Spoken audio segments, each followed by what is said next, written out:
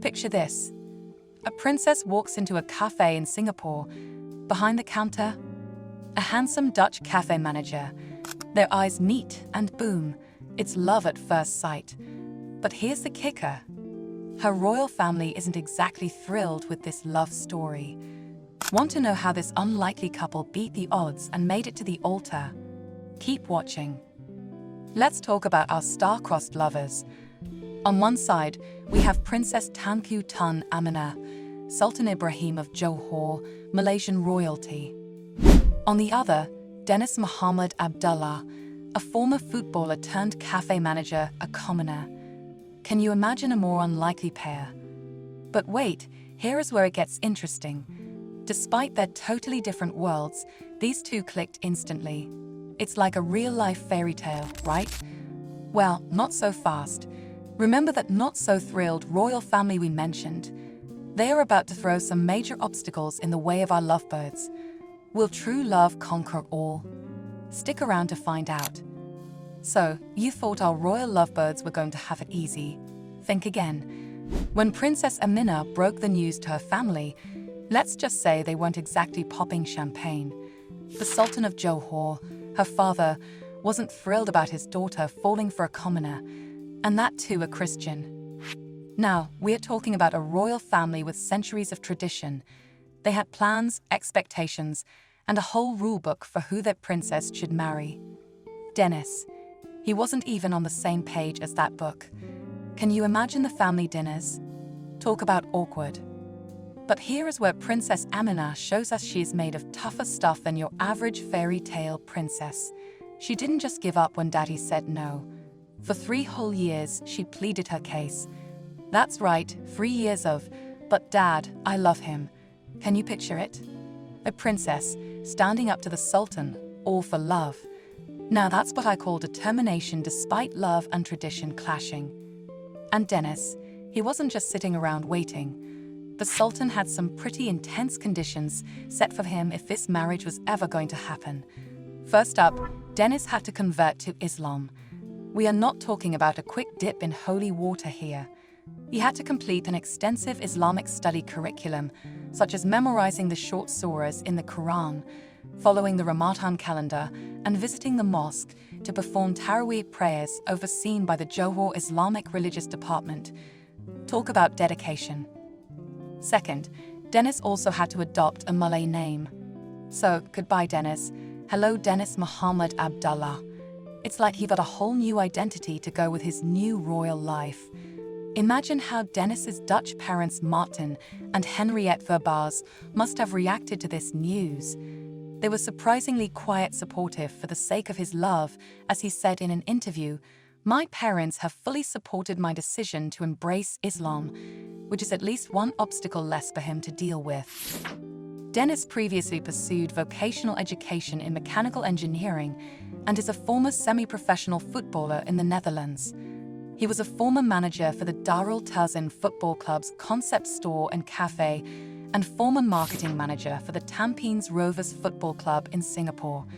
And now he was learning the palace protocol and ethics, Jawi writing and administrative details on the Johor state government structure before being able to marry the princess of his dreams.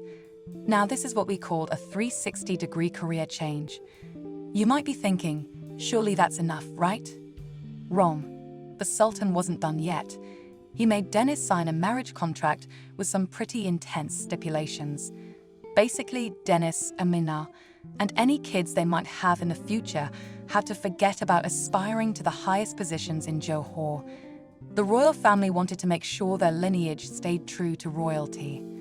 But here is the thing about love. It's persistent, it's patient, and sometimes it even changes minds. After 3 years of Princess Aminah's unwavering devotion and Dennis's willingness to embrace a whole new culture, religion, and identity, something shifted in the royal household. After years of challenges, Princess Aminah and Dennis finally got their dream wedding. But this wasn't just any wedding. It was a royal extravaganza that blended centuries-old Malay traditions with modern touches. Picture this: the Serene Hill Palace in Johor, decked out in all its glory. Golden decorations sparkled everywhere you looked, and the air was thick with excitement. This wasn't just a celebration of love, it was a cultural spectacle. We are talking about 1,200 guests packed into the palace grounds. We are talking royalty, politicians, and even some lucky members of the public. Can you imagine the guest list drama? Picking who got an invite must have been trickier than solving a Rubik's Cube blindfolded. But here is a detail that will make you do a double take. Remember how the royal family wasn't exactly thrilled about Dennis at first? Well, get this, the dowry he paid was just 22.5 ringgit. That's about $5. Talk about a bargain for marrying a princess. But don't be fooled, this tiny amount is actually a Johor royal tradition, symbolizing that the groom's love is worth more than any material wealth. Now, prepare yourself for the most heartwarming moment of the whole shebang. During the ceremony, Dennis did something that had everyone reaching for the tissues. He recited a poem he had written especially for Aminah. Imagine that, a former footballer turned poet, all for love. I bet even the toughest royal guards were secretly wiping away their tears at this wedding. But the real tearjerker, the moment when the couple was sprinkled with yellow rice and scented water. This wasn't just some fancy decoration, it was a powerful symbol. It meant that after all the drama and obstacles, the royal family was finally, fully accepting their love. How picture-perfect of a beginning is that? And get this, the whole city got to join in on the celebrations. Huge screens were set up all over Johor Bahru, broadcasting the ceremony live. It's like the world's fanciest watch party. Lastly, here is a sweet detail that will melt your heart. The wedding date, August 14, wasn't chosen randomly. It was actually the birthday of Princess Aminah's late mother. Now that's what I call a touching tribute. So, our royal lovebirds tied the knot in a fairy tale wedding. Happily ever after, right? Well, not quite. Life after I Do wasn't all castles and carriages for Princess Aminah and Dennis. Remember how the media went crazy over their wedding? Well, they didn't exactly calm down afterward. Rumors started swirling faster than a princess's ball gown. Some gossip rags even had the nerve to suggest Aminah wasn't being a proper Muslim wife. Can you believe it? But here's where Aminah proves she's got some serious royal backbone. Instead of hiding away in her palace, she stepped right up to defend her marriage.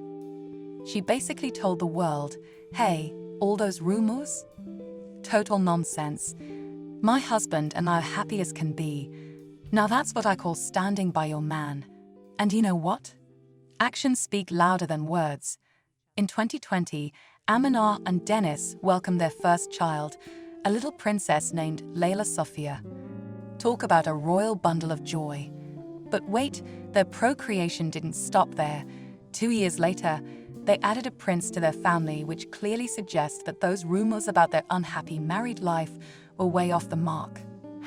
Now, let's shine some light on Dennis. Remember the cafe manager who caught a princess's eye? Well, he has come a long way from brewing lats. These days, he is the head honcho of a big-time property development company in Malaysia. Talk about a Cinderella story in reverse. He is no longer the poor Dutchman he once was. But Dennis isn't the only one with business smarts. He and Aminah have been making some pretty impressive moves together. They even bought a 30% stake in Berjaya Rail, a major railroad company that joined hands with Malaysia Rail just last month on July 17, 2024. I guess you could say they're on the fast track to success. Just when you think this story couldn't get any more amazing, life throws in another plot twist. In 2023, Aminah's dad, Sultan Ibrahim, got elected as the King of Malaysia. Can you imagine? Overnight, Aminah went from being a princess to the daughter of the reigning monarch, and Dennis became the son-in-law of one of the richest reigning monarchs, with a net worth of $5.7 billion. Wow, talk about a status upgrade. So, what does all this mean? Well, it's proof that Aminah and Dennis didn't just overcome the odds to get married. They have built a real life together, complete with family, careers, and some serious royal clout. They have shown the world that love really can conquer all, even centuries of royal tradition. Their story shows us that love really doesn't care about borders, backgrounds, or royal bloodlines. It's like Princess Amina said, "I want to live my life with someone I love, not just fulfill a royal obligation." Now that's powerful stuff. Think about it. Their love changed centuries of tradition. It softened a sultan's heart and bridged two completely different worlds between the West and the East. If that doesn't make you believe in the power of love, I don't know what will. Now that's what I call a real fairy tale ending. Please press the subscribe and share button for more such fairy tale stories.